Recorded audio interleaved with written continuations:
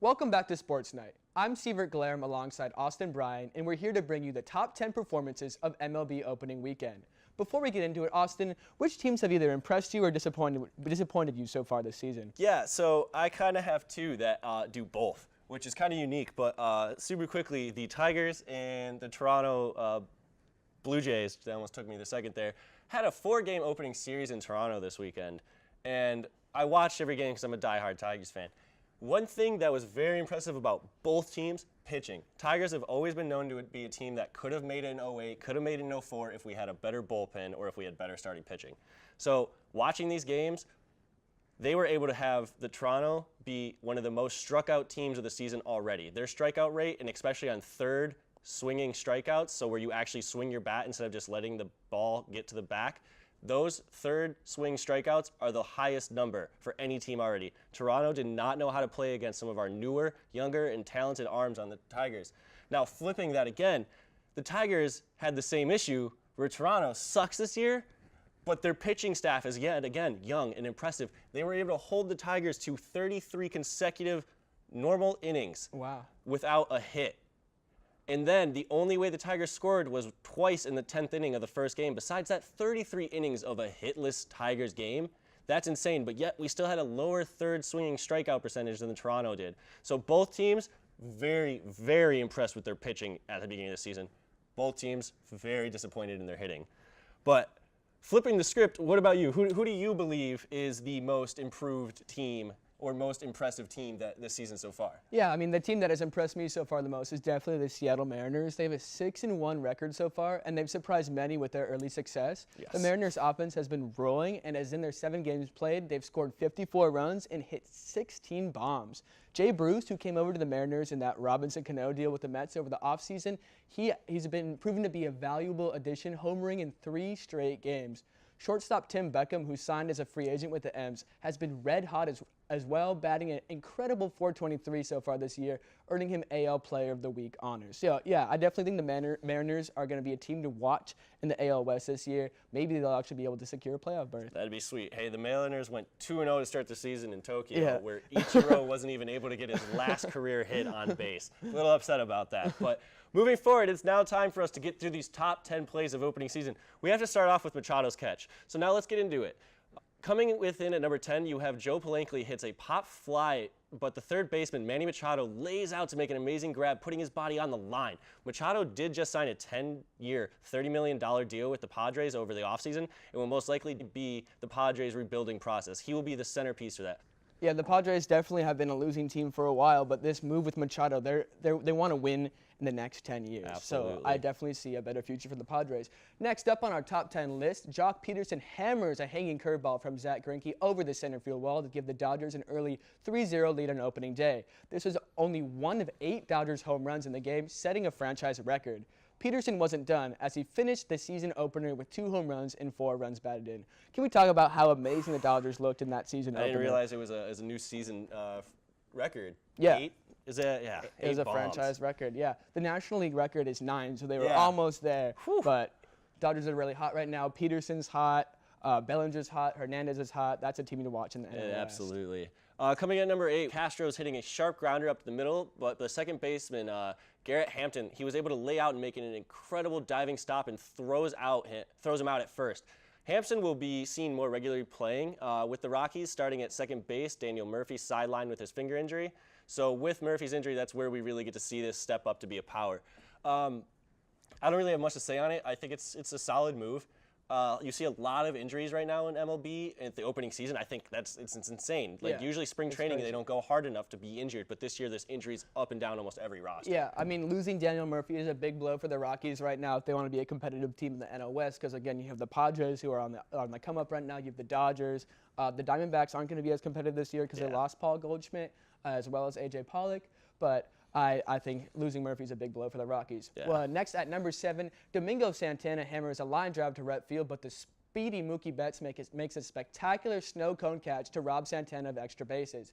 Betts was an integral part of the Red Sox championship team last year, and the 2018 AL MVP will look to continue his momentum from last season. Betts is one of the most athletic, dynamic, and charismatic players in the game, and I'm sure we will see many more spectacular catches in the season to come. Mookie Betts, what a player. I can't even, dude. Mookie Betts is so awesome. Like, I would kill to have him come to the Tigers. Like, there was literally no way for it to ever happen. But Mookie Betts is just, oh my God, he's so good at baseball. And he's a great guy. He's courageous. He might have a social media problem a little bit where he gets back at fans sometimes. But I still think there's, something to build off of there. But moving forward, coming in number 6 on our list, we have Josh Hader's spectacular opening day performance. In the first 2 innings of work, Hader struck out 4 with his fastball and an impressive 98 miles per hour. That was almost consecutively. He is coming off of a career year in 2018 where he had an ERA of only 2.43 and 55 mound appearances. This year, Hader will be with the Brewers, primarily closer, and his success will be a key in ensuring the Brewers have another playoff berth. It's hard to think of the Brewers being active again. Yeah, I mean, last year was a great year for them. You saw Christian Yelich really break out last year, reach his full potential after being traded over from the Marlins, and Hader really blew up in the scene as the top setup man in the National League. Now this year, he's going to be given the role of the closer. The Brewers are a power hitting team, a power pitching team. It'll be really interesting to see how deep they can go this year. Solid move. Next up at number 5, George Springer smashes a Drew Smyly fastball for an absolute moonshot to left field to lead off the game. Springer has a knack for crushing leadoff bombs, as this was already the 32nd of his young career. Historically, Springer has owned Smyly, as the first home run of his career came off the lefty as well. I might have a bad memory of that. I think Smyly might have still been on the Tigers when that happened. Ooh. Yeah, that was in 2014. So man, I have to double check that. But I remember when Drew Smyly was a member of Detroit. It's when we had one of our worst bullpens. But congrats to him for building up others' career with these home runs. So coming in at number 4 on our list, we have Trevor Bauer's outstanding start against the Minnesota Twins on Saturday. In 7 innings of superb work, Bauer struck out 9 and only allowed 1 hit and 1 run. The Indians look to be one of the most powerful teams in the American League, as they have one of the best 1-2 punches in the starting rotation with Bauer and with Colbert. The Indians, man, when you talk about certain teams in baseball, whether it be like the Indians, the Cubs, you think somewhere a little bit more out west with like more recently the Diamondbacks, you think of these people and you hear, hey, those are people who make it to the playoffs a lot and nothing else. So this year, it'll be really interesting to see exactly with that 1-2 punch what the Indians are able to produce. And finally, are they going to make it over the hump? Let's see what happens. Yeah, right now Lindor is injured, so it's going to be interesting to see how they're going to bounce back without their star shortstop. Yeah. Will they be able to have a good start to the season and ensure a playoff berth? Well, only time will tell. Yeah. And next at number 3, Bryce Harper, the new Philly Rockets, an absolute dinger to right field for his first home run as a member of the Phillies. The ball left Harper's bat at an astounding 113.7 miles per hour and traveled a projected 465 feet, the second longest of his career. This was a special moment for the Philly faithful, as the addition of Harper will make the Phillies a huge threat in the NL East. The only person more excited than the Phillies fanatic after this bomb was definitely Sportsnite's own Connor Bakler.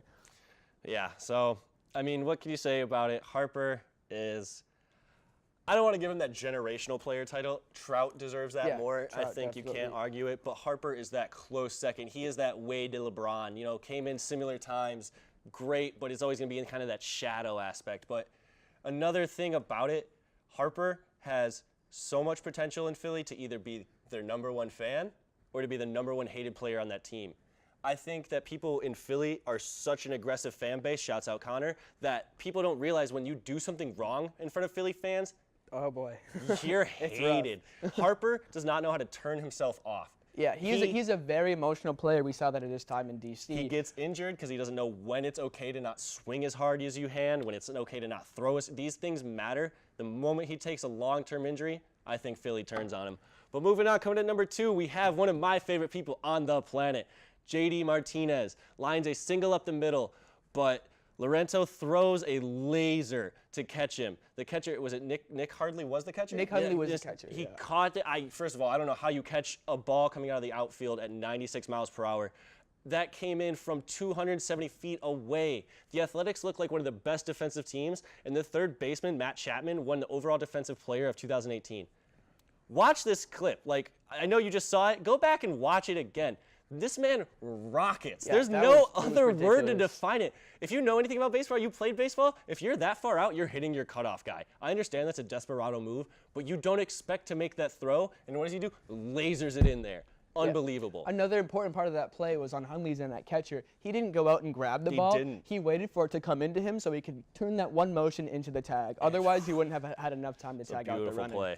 All right, and our number one performance of the 2019 MLB opening day weekend was Christian Yelich's game-winning effort for the Brewers on Sunday.